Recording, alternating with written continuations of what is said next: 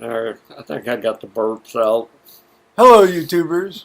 Joe and Paul here, and it's Thursday, May 8th, 2014 at 15:10 in the afternoon Eastern Daylight Time. Now, Paul just got home from the hotel, and he's got this great story about a duckling rescue that took place in the parking lot.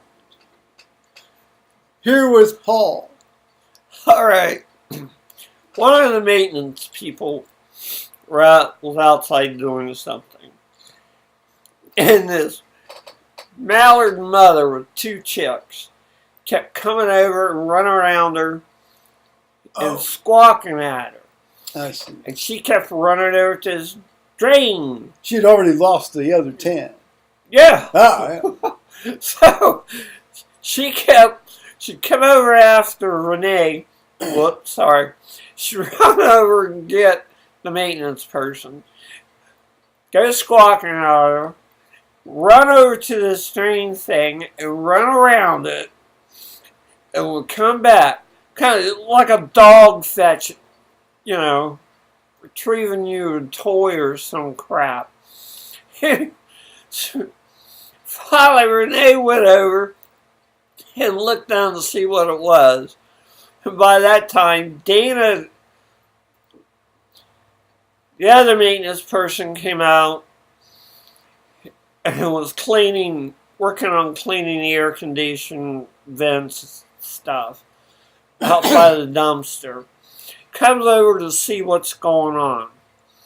Turns out that this duck, she walked across this freaking grate, and the max of her little herd trotted over it with her, all but two, and they all fell through. Well, that must have been a fairly wide grate. I mean, if it's one of these rectangular grates. They're about that wide, and they're each about that long. That's okay. You can stick. I can stick two hands in one. So it wasn't like a smaller square thing. I was thinking these things had to be very small. So no, if it was longer, then yeah, I could see how they'd fall through. Yeah. Yeah. It was elongated. Yeah. And well, it would be like if you'd pick your mouse up to your computer. Well, I didn't mean to interrupt. That would be about their body size. Renee and I that might be a good place for some of these mouses. Renee and I got the grid up. Dana's the one that suggested we try and do it. He was going to look around, see if we could find something to pry and lift with. That couldn't have been all that wide. No, it wasn't. Cast iron grate? Good Lord. Yeah, and then it's about this. Yeah, well, it's got to support, these big dirt trucks that roll in and out of the place. It's good, huh? And cars that park on it. So we do these crazy meetings at the end. Somebody got a gotcha orb. Well, it turned out it was like a fish net. Like 3-4 times the size of what you use to clean out your fish aquarium with. So usable we knew somebody had it. It would hold a kid's ball about this big around. That might be a good use for that too. So, but anyway, we knew someone got it, and it was hanging on their office wall. So we had to go to everybody's office to looking around for this thing. Capture. It turned out somehow it wound up back where I hang out with the housekeepers in the housekeeping office. Hola. So we kiked it and took it, and we went out. Meanwhile, that wasn't racist. Meanwhile, the original house maintenance person, that duck kept drawing to the hole. I helped get the grate off. I went with Dana looking for the net. When we come back out, the woman is down in the hole. So this woman got down in that drain hole? She crawled down in this hole. She's covered with all this blacktop crap that's flaking out and gotten between the grate and the holder edge. When he told me this story, black all when he told me this story a while back, I thought she'd actually gotten down into a sewer drain. No, this is just a street water drain. And so, sitting down there. Meanwhile, the mother is on the other side of this row of tiny bushes. I'm surprised she didn't stay closer. And she's peeking over the whole. Well, she had two remaining ones to care for. Right. Yeah. Occasionally, she'd come to the end of the hedgerow. She'd peek around and stand there and keep squawking. Well, that kept all the chicks right in the very bottom of the hole. So Renee was down in there grabbing the chicks by hand and throwing them up into the bushes and into the flower bed. God bless you. And they all went running off to Mom because Mom kept yelling at them. And so we wound up, we got all of them. Except but one. Yeah. There was one. He grabbed a bite of bread crumb and shot off back in under the parking lot. And he never did come back out. Because as so there were 2:40. Dana and I was out there looking down the hole again to see if. So there were 12 to start. Right. And there were 10 that went down the hole and 9 came out. Right. Well, that's a 90% save rate, and if the mother, as you said, didn't exhibit any interest in the remaining one. No, after she got the 10 out, she got the 10 or so out of the hole, she took off with them. She knew the one down the hole was destined to be toast anyway. So she took off with everybody we got out of the hole. She took off with them.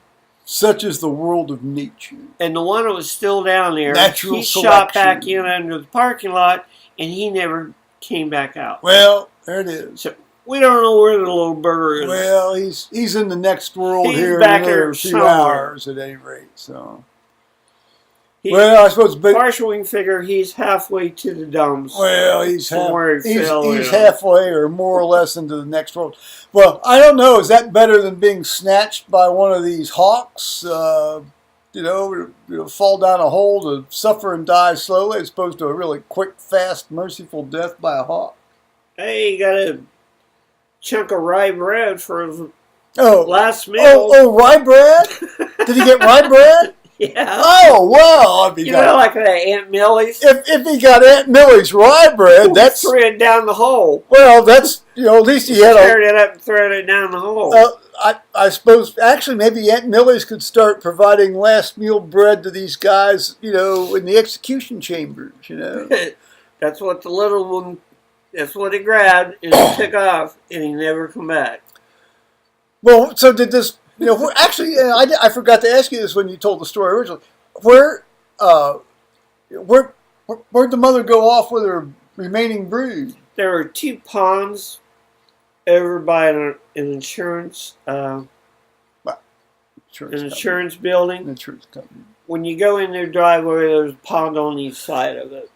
I wonder. And that's where all the geese and the ducks hang out together with their new chicks. I wonder if the insurance company is charging them some sort of extortionate rate for a service that they do not provide while they stay in that pond.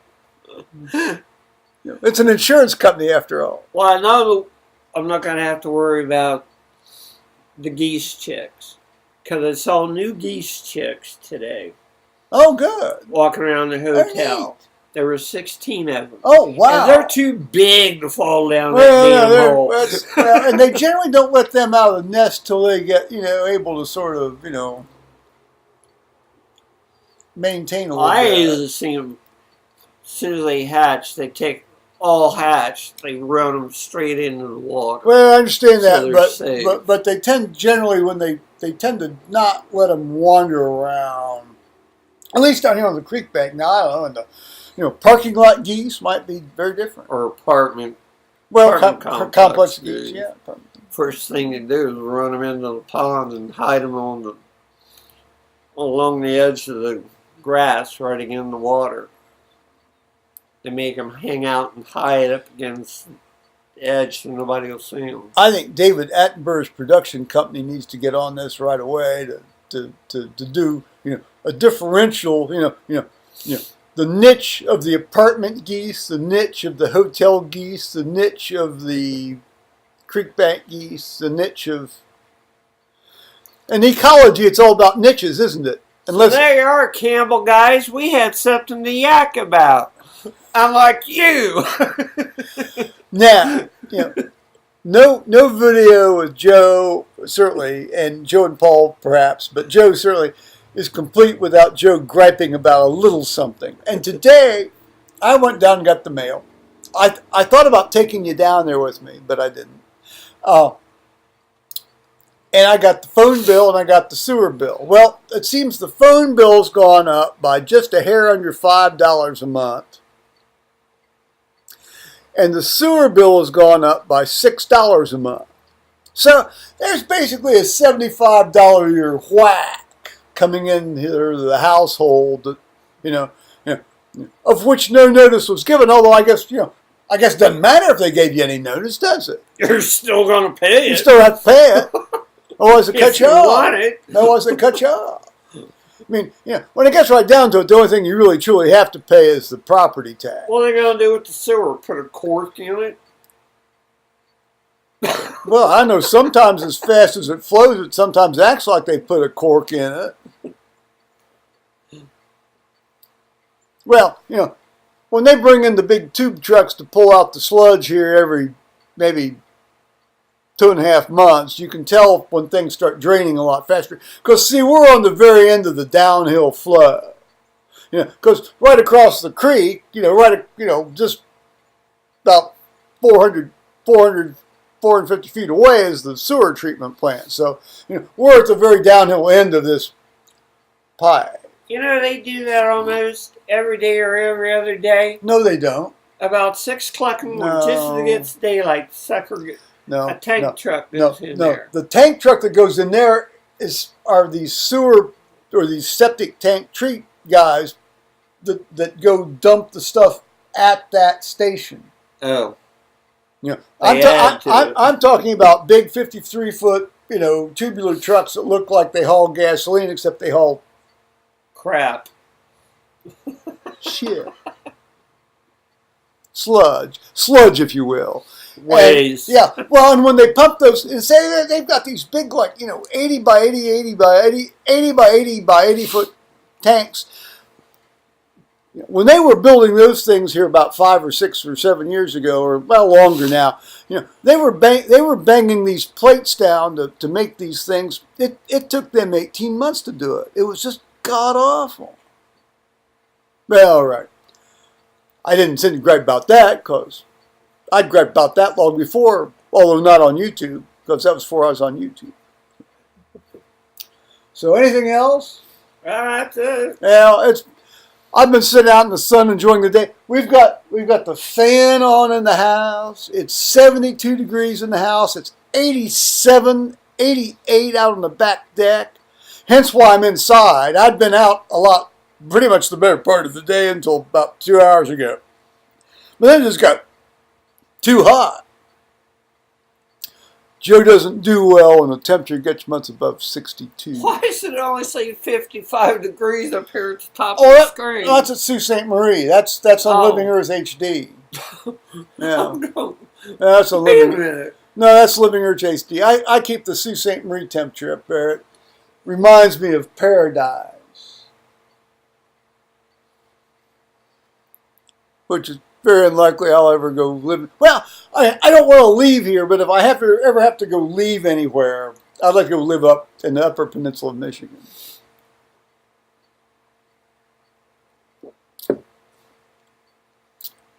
pray to God I don't have to try to activate Relocate. activate that contingency plan. But we shall see. All right. Well, now this is once again this is about my normal 15-minute thing. So bye bye, YouTubers. Bye, guys.